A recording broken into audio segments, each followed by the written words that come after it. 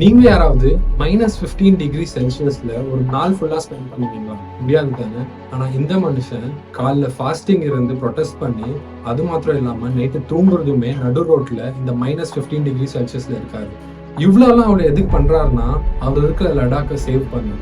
You can see the glacier all frozen, and together with me 350 people sleeping hungry outdoor. இவர் எவ்வளோ இன்ஃப்ளூயன்ஷியலான person பார்த்தா, லடாக்கோட total பாப்புலேஷன்ல 25% people வந்து இந்த ப்ரொடெஸ்ட்ல participate பண்றாங்க. இவ்வளோ இன்ஃப்ளூயன்ஷியலா இருக்கிற இந்த பர்சன் யாருன்னு பார்த்தா, நம்ம நண்பன் படத்துல கொசெக்சி பசப்புகள்ன்ற மெயின் கேரக்டர் நம்ம விஜய் நடிச்சிருப்பாங்க. அதோட ரியல் லைஃப் பர்சன் தான் இந்த சயின்டிஸ்ட். இவர் பேர் வந்து சோனம் வாங்சுக். இவர் ஒரு இந்தியன் இன்ஜினியர், ஒரு இன்னோவேட்டர், பின்ன எஜுகேஷனல் ரிஃபார்மிஸ்ட். இவரோட கான்ட்ரிபியூஷன் என்னன்னா, ஆர்டிஃபிஷியல் கிளேஷியர்ஸ் கிரியேட் பண்ண ஐஸ் டூப்பா டெக்னிக்ன்ற ஒரு டெக்னிக்கை கண்டுபிடிச்சாங்க. இந்த டெக்னிக்கை எதுக்கு கண்டுபிடிச்சாங்கன்னா, வின்டர் வாட்டரை ஃப்ரீஸ் பண்ணி ஒரு சின்ன மவுண்டைன் ஷேப்ல ஸ்டோர் பண்றதுக்காக. அது மாத்திரம் இல்லாம இவர் நம்ம இந்தியன் ஆர்மிக்கு சோலார் டென்ஸை செஞ்சு கொடுத்தாரு. இந்த சோலார் டென்ஸ் எந்த கிளைமேட்டா இருந்தாலுமே அதை வித்ஸ்டாண்ட் பண்றது கேப்பபிலிட்டி இருக்கு. இது எல்லாத்தையும் பார்க்கணும்னா நம்ம கொஞ்சம் வருஷத்துக்கு பின்னாடி போனோம். 2019ல லடாக் பீப்புளோட இஷ்டத்துப்படியே இந்தியன் கவர்மெண்ட் ஆர்டிகல் 370 பின்ன 35 ரிமூவ் பண்ணாங்க. அதே ஆர்டிகல்ஸ் தான் ஜம்மு அண்ட் காஷ்மீருக்கு ஒரு தனி பவரை கொடுத்துச்சு. ஆர்டிகல் 370 பிரகாரம் ஜம்மு அண்ட் காஷ்மீருக்குன்னே ஒரு தனி கான்ஸ்டிடியூஷன், அவங்களுக்குன்னே ஒரு தனி பிளாகும் கொடுத்துருந்தாங்க. அப்புறம் ஆர்டிகல் 35 பிரகாரம் இந்தியால இருந்து வேற எந்த ஸ்டேட்ஸ்லயுமே யாருமே போய் ஜம்மு அண்ட் காஷ்மீர்ல செட்டில் ஆக முடியாது. இந்த 2 ஆர்டிகலுமே லடாக்ல ரிமூவ் பண்ண பிறகு ஒரு யூனியன் டெரிட்டரியா இந்த மொத்த ஜம்மு அண்ட் காஷ்மீருமே 2ஆ டிவைட் ஆச்சு. ஒன்னு வந்து ஜம்மு அண்ட் காஷ்மீர், இன்னொன்னு வந்து லே லடாக். ஒரு யூனியன் டெரிட்டரினா என்ன?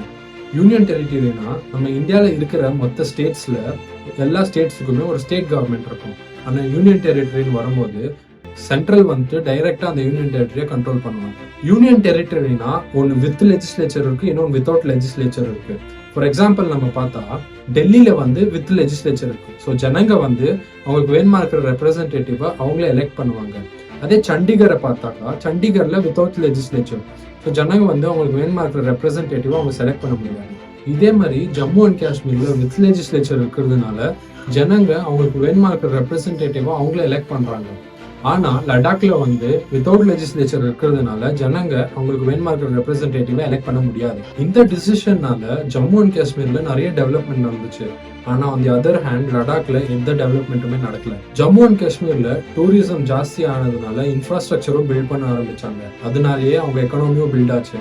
அது மாத்திரம் இல்லாம காஷ்மீர் வந்து ரொம்ப இம்போர்ட் எக்ஸ்போர்ட்டும் பண்ண ஸ்டார்ட் பண்ணாங்க.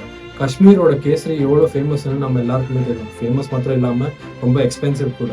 இது எல்லா காரணங்களால பட்ஜெட் ஒதுக்கும் போது ஜம்மு அண்ட் காஷ்மீருக்கு நிறைய பட்ஜெட் கிடைக்குது, ஆனால் லடாக்கு ரொம்ப கம்மியாக கிடைக்குது. இது எல்லாமே எப்படி எவிடென்ட்டா இருக்குன்னு பார்த்தா, ஜம்மு அண்ட் காஷ்மீரை விட லடாக்ல வேலை வாய்ப்பு கம்மி. அது மாத்திரம் இல்லாம இன்ஜினியரிங் காலேஜஸ் பின்ன மெடிக்கல் காலேஜஸுமே கம்மி. ஜம்மு அண்ட் காஷ்மீரோட ஜனங்க அவங்க ரெப்ரஸன்டேட்டிவை எலெக்ட் பண்றதுனால அந்த ரெப்ரஸன்டேட்டிவ் அந்த ஜனங்களுக்கு இருக்கிற மொத்த டிமாண்ட்ஸ் பின்ன எல்லா கன்சர்ன்ஸுமே டைரக்டா சென்ட்ரலுக்கு எடுத்துன்னு போய் அதை ஃபுல்ஃபில்லும் பண்ணுவாரு. ஆனா ஆன் தி அதர் ஹேண்ட் லடாக்ல பார்க்கும்போது ஜனங்களோட கன்சர்ன்ஸ் அட்ரஸ் பண்ண எந்த ரெப்ரஸன்டேட்டிவும் இல்லை. அதுக்கு பதிலா பியூரோக்ராட்ஸ் வந்து லடாக்கை கண்ட்ரோல் பண்ணுவாங்க.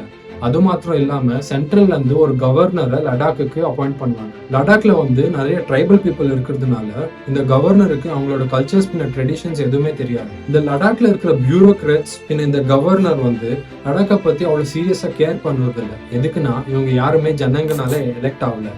சென்ட்ரல்ல இருந்து டைரக்டா வர்றதுனால அவங்களுக்கு லடாக் பத்தி ஒரு கேரே இல்லை. இப்போ லடாக்ல என்னென்ன மேஜர் பிரச்சனைன்னு பார்க்கலாம். நம்பர் 1, லடாக்குக்கு வந்துட்டு இந்த வருஷம் பட்ஜெட்ல 6000 crores அலாகேட் ஆயிருந்துச்சு. அந்த 6000 crores லடாக்கோட டெவலப்மெண்ட்டுக்கு எதுக்குமே யூஸ் ஆகலன்னு சொல்றாங்க. அது மாத்திரம் இல்லாம லடாக்கோட ஜனங்க அங்க ரொம்ப கரப்ஷன் நடக்குதுன்னு சொல்றாங்க.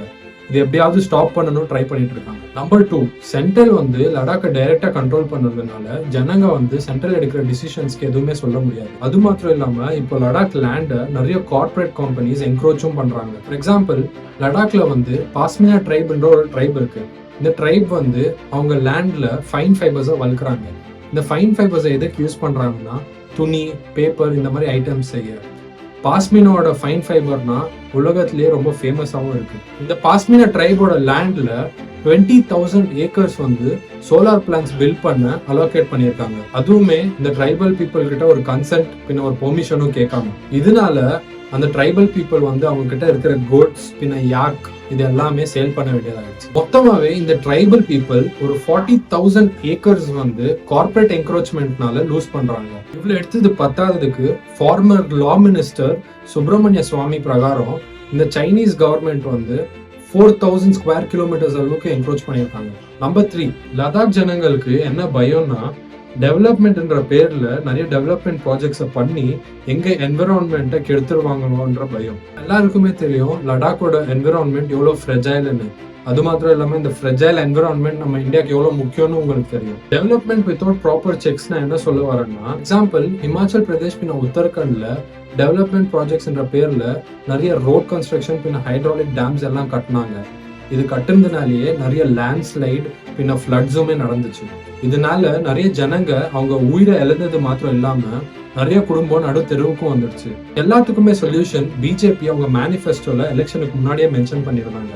ஆனா எலெக்ஷன் வின் ஆன பிறகு இது எதுவுமே இம்ப்ளிமெண்ட் பண்ணல. பிஜேபி அவங்க மேனிஃபெஸ்டோல மென்ஷன் பண்ணிருந்த எல்லா ப்ராமிசஸையும் இம்ப்ளிமெண்ட் பண்ணுங்கன்னு தான் இந்த லடாக் ஜனங்க கேக்குறாங்க. 6 ஸ்கெடியூல்னா என்னன்னா, 6 ஸ்கெடியூல் வந்து ஜனங்க கையில நிறைய பவரை தரும். அது மாத்திரம் இல்லாம எல்லா சென்சிட்டிவ் ஏரியாஸ்லுமே ஒரு டிஸ்ட்ரிக்ட் கவுன்சிலை அப்பாயிண்ட் பண்ணுவாங்க. இந்த அப்பாயிண்ட் பண்ற டிஸ்ட்ரிக்ட் கவுன்சில் சென்சிட்டிவ் ஏரியால எந்த இஷ்யூஸா இருந்தாலுமே பப்ளிக்கோட கன்சர்ன் வச்சு டிசிஷன் எடுப்பாங்க. லடாக் ஜனங்க 6 ஸ்கெடியூல் இம்ப்ளிமெண்ட் பண்ணுங்க அப்படின்னு கேட்கறது ஒன்றும் புதுசு இல்லை. ஏன்னா 6 ஸ்கெடியூல் வந்து ஆல்ரெடி மேகாலயா, மிசோரம், ஆசாம், திரிபுரா இந்த மாதிரி இடத்துல ஆல்ரெடி இம்ப்ளிமெண்ட் பண்ணியிருக்காங்க. இது இம்ப்ளிமெண்ட் பண்ணுறதுனால ட்ரைபல் கம்யூனிட்டிக்கு அவங்க ட்ரெடிஷன்ஸ் பின்ன கல்ச்சரை ரீடைன் பண்ண ஹெல்ப் ஆகுது. சட்டத்துல ஓட்டை இருக்கிற மாதிரி 6 ஸ்கெடியூலுமே ஒரு ஓட்டை இருக்கு. அது என்னன்னா, ட்ரைபல் கம்யூனிட்டி எங்க செட்டில் ஆயிருக்காங்களோ அந்த இடத்த மாத்திரம் தான் ப்ரொடெக்ட் பண்ண முடியும். அவங்க சுத்தி இருக்கிற என்விரான்மெண்ட் எந்த காலி இடத்தையுமே ப்ரொடெக்ட் பண்ண முடியாது.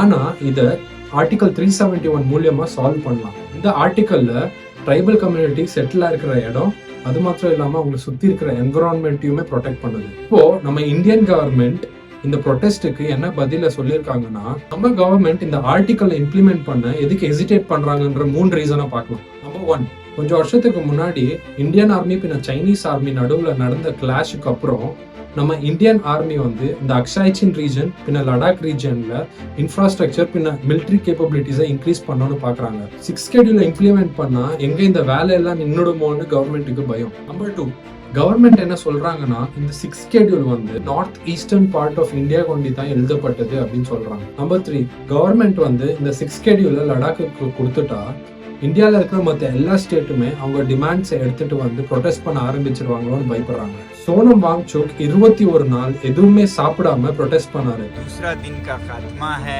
अनशन का, थर्ड डे चौथा दिन शुरू हो रहा है, 5वां दिन है, 6वां रात में, 8वां 9वें 10 11 12 13 14वें 21st day of climate fast. இதே மாதிரி இப்போ 300 women 10 days ஃபாஸ்ட் பண்ண இறங்கிட்டாங்க. இவ்வளவு ப்ரொடெஸ்ட் எல்லாம் நடந்து கவர்மெண்ட் இதுக்கு பதில் கொடுக்காம இருக்கவே முடியாது. ஏப்ரல் 7ஆம் தேதி சோனம் வாங்சுக் பின்ன லடாக் ஜனங்க எல்லாருமே பார்டரை நோக்கி மார்ச் பண்ண போறாங்க.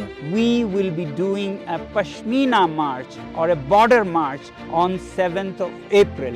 லடாக்கோட மக்கள் என்ன சொல்றாங்கன்னா, அவங்க காந்திஜியோட வழியை சூஸ் பண்ணி நான் வயலன்ஸ், ஃபாஸ்டிங், மார்ச்சிங் இது எல்லாத்தையுமே ஃபாலோ பண்ணும். இந்த ப்ரொடெஸ்ட் வந்து ஒரு ரிலீஜியஸ் ப்ரொடெஸ்ட் இல்ல. ஏன்னா எல்லா ரிலீஜியன்ல இருந்தும் நிறைய லீடர்ஸ் வந்து இது கூட சேர்ந்து ப்ரொடெஸ்ட் பண்றாங்க. This is a protest by the people of Ladakh demanding for democracy from the most democratic country in the world. இதே கண்டென்ட் உங்களுக்கு இங்கிலீஷ் பின்ன கன்னடால வேணும்னா டிஸ்கிரிப்ஷனை செக் பண்ணுங்க. This is Giftson signing off.